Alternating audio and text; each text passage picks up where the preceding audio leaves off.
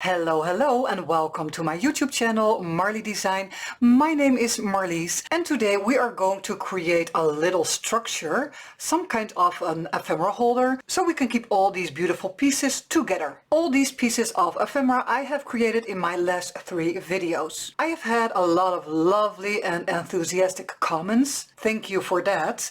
Some people that have commented have asked me what I would do with all these pieces, and that is what I will show you today. I will make some kind of ephemera holder, or you could see it as a little journal, and this is what I will use as a base for my structure, a regular normal file folder. What I also would like to point out is that what you can learn from this video is this.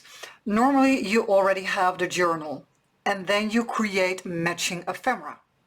Now we work the other way around. We already have our ephemera, and now we need to make something that will fit and matches our ephemera. So we have to find our way on working on the structure and give it like the same vibe, matching colors and similar kinds of embellishments, so we can make it into one cohesive look. One other thing is that this video, I was trying to record the video, but I also had in front of my house some road work. The county was working on the roads and repairing them.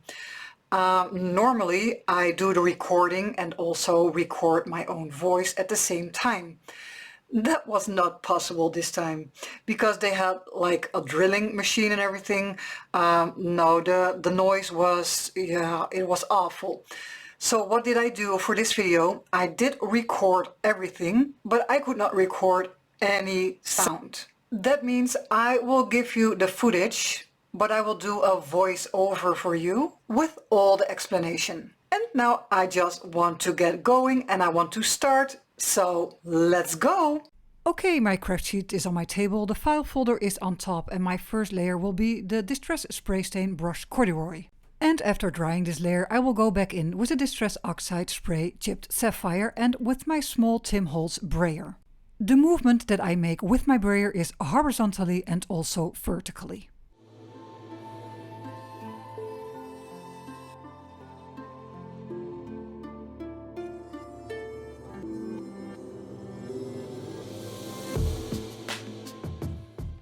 For my last layer I have put on some white acrylic paint on my craft sheet, and there was also some left over from the chipped sapphire, and I do not mind that these two colors mix a little bit, and I will do the same with my brayer. I will brayer in a horizontal and also vertical way. And up close it will look like this. I have cut the file folder in half because we do not need a very large structure. I will fold the paper to the original middle fold of the file folder. Then turn your paper around and then again fold the paper towards the original middle fold of the file folder. This is the base for our holder. Let's open up the paper in total because this side has no color and I do want color on there. I will spray with the brushed Corduroy Distress Spray Stain.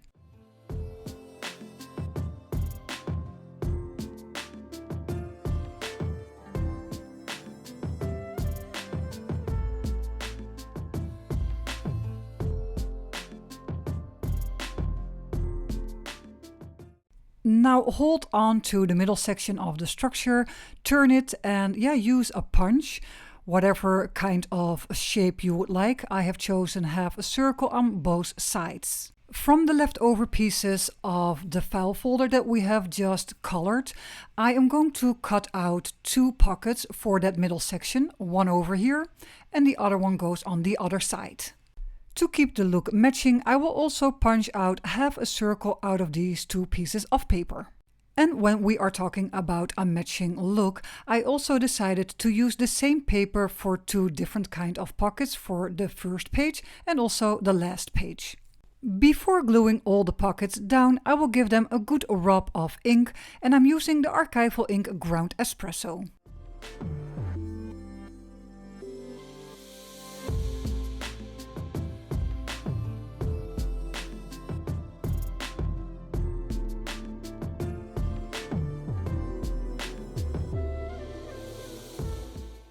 I will use my Distress Collage medium to glue down all 4 pockets.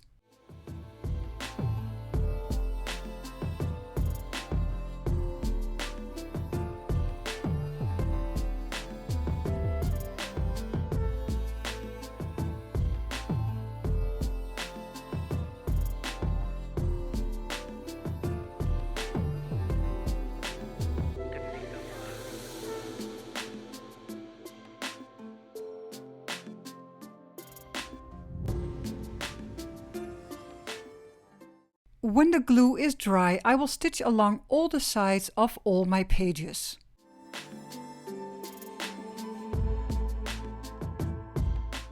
I got out this stencil from Holtz, THS026. And I will decorate the cover, the back cover and all the inside pockets with some chipped sapphire and my blending tool. It will bring more color into your work and more interest in the background of the papers. I will use these embellished labels as a focal point on my pockets, so let's glue them down.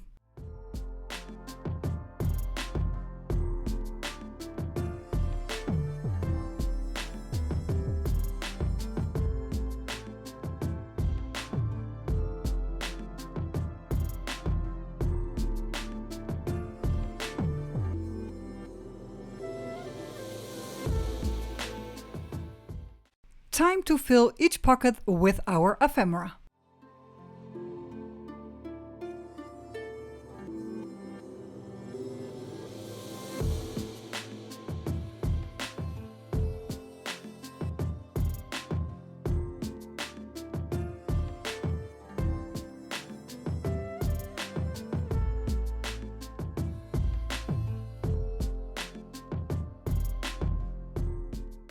Let's work on the cover, where I will glue down this label that I have already inked with my Archival ink ground Espresso. I also made this cute little lace bow that I will glue down on the top left corner of the label. I will use my Archival ink ground Espresso and my Field Notes stamp set from Holtz to decorate this little tab, but also to decorate this sticking out part, this piece of paper on the right side of this holder.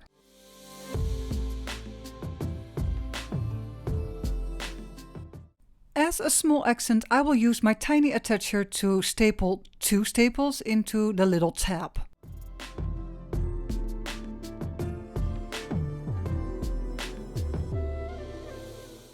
With this stamp from the Field Notes stamp set, I will decorate the little label on top of my cover, and I will stamp partially. That means I will stamp name off first, clean my stamp and then stamp the word remitter. And my last small accent will be a couple of numbers in the right corner of the label. I will use the alcohol ink caramel and denim to color my metal clip. This clip will be used as a closure for my ephemera holder. Let some ink drops fall down onto the metal and let it dry. You can repeat this process as many times as you like until you are happy with the result. Now let's use a larger piece of ephemera for the back of this holder.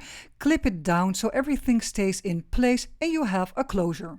Yeah, so now the holder is ready. I am really happy with the result.